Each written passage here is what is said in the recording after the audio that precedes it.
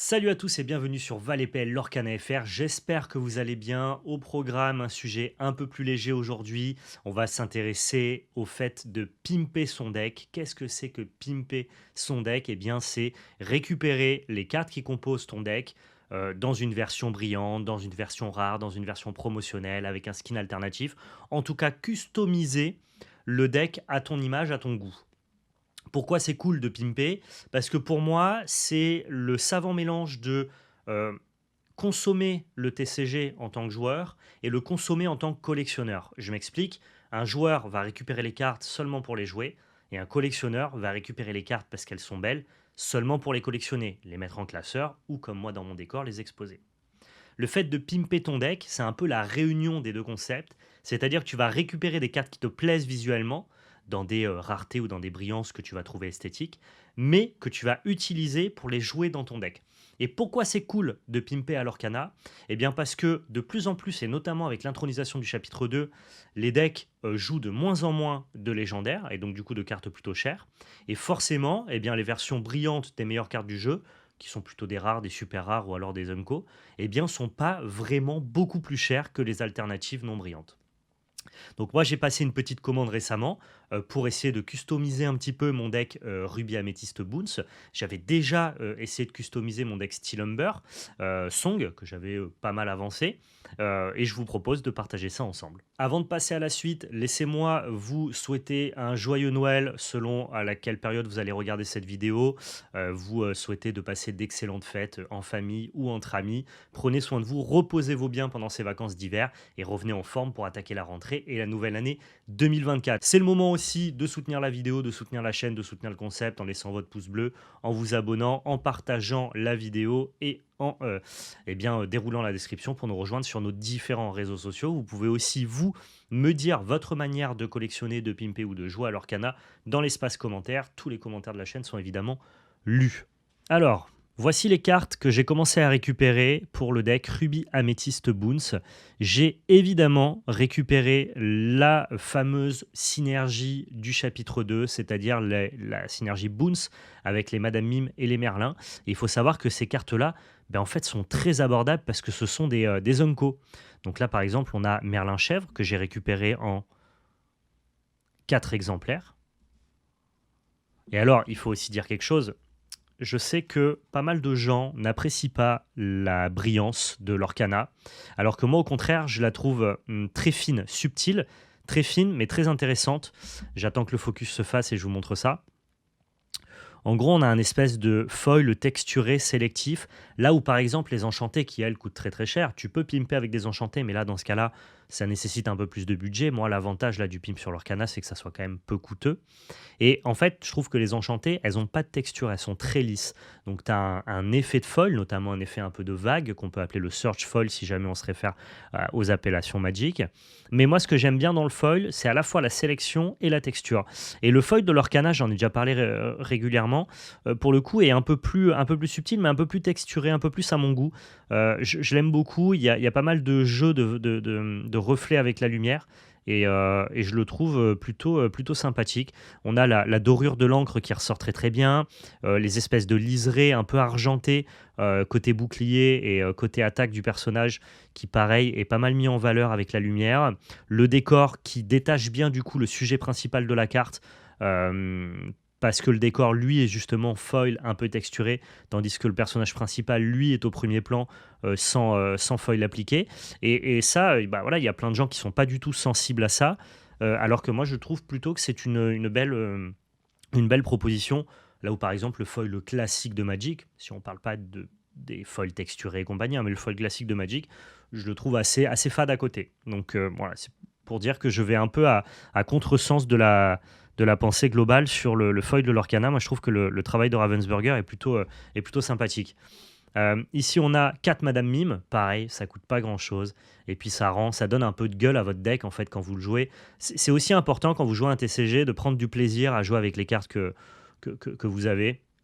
Moi, typiquement, quand je pioche une carte, que c'est une belle carte foil, je suis content de la jouer, ça me plaît, c'est un petit plus. Voilà, c'est un petit plus, je trouve, de de pouvoir jouer avec des cartes brillantes quand, encore une fois, votre budget vous le permet. Mais là, ce que je vous propose, moi, c'est des upgrades foil, finalement, de cartes qui sont très peu coûteuses.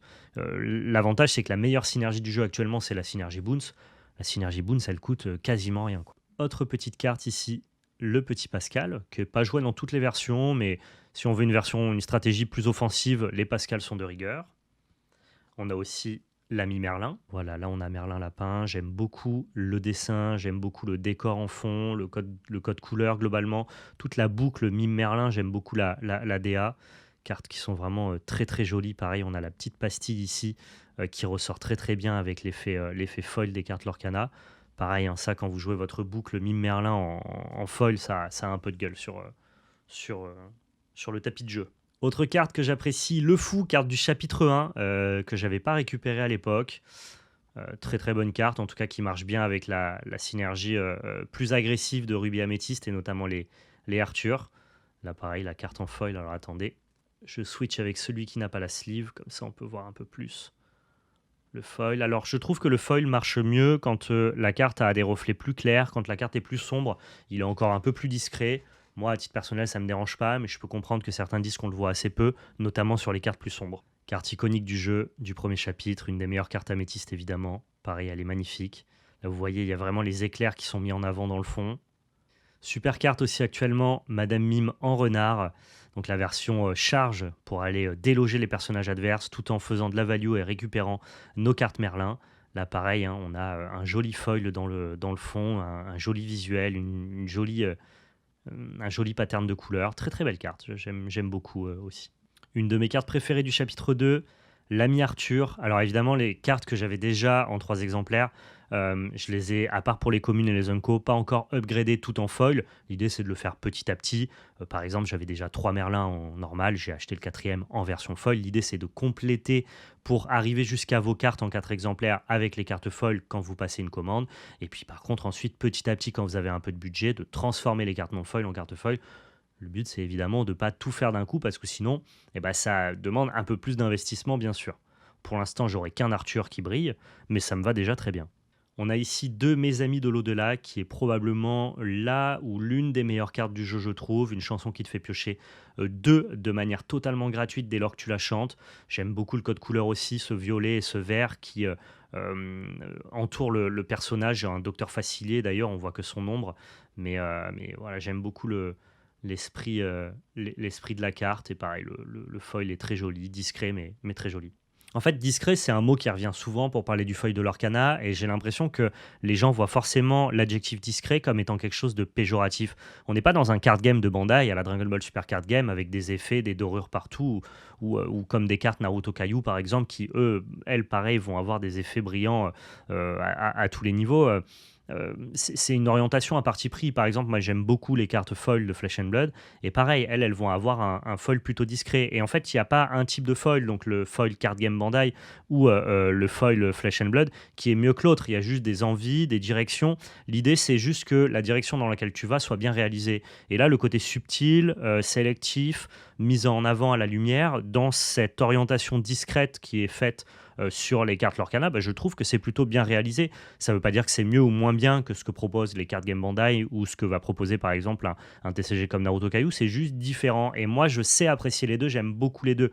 Et je vais être autant collectionneur, pour ceux qui me connaissent, de cartes alternatives Pokémon, avec vraiment du full art, de la texture, côté empreinte digitale, très visuel, que voilà, des call foil de Flesh and Blood qui sont beaucoup plus subtiles et discrètes comme les cartes de l'Orcana par exemple. Et enfin, dernière carte que j'ai tenu à récupérer en foil, une carte vraiment emblématique du chapitre 2, cette Glassalo, le Pop Cycle, que j'ai récupéré du coup en 4 exemplaires. Cette carte-là, pour l'instant, elle n'est pas tant jouée que ça. C'est joué dans les decks Ruby Saphir Control, qui ne sont pas forcément les meilleurs decks du format, mais à n'en pas douter que si un jour les synergies objets sont jouables, ça passera forcément par une carte comme Glace Halo. Je trouve que la carte est très jolie aussi, c'est une commune, donc forcément à récupérer en foil, ça ne coûte absolument rien, donc je ne me suis pas fait prier évidemment, j'ai récupéré mon carré directement.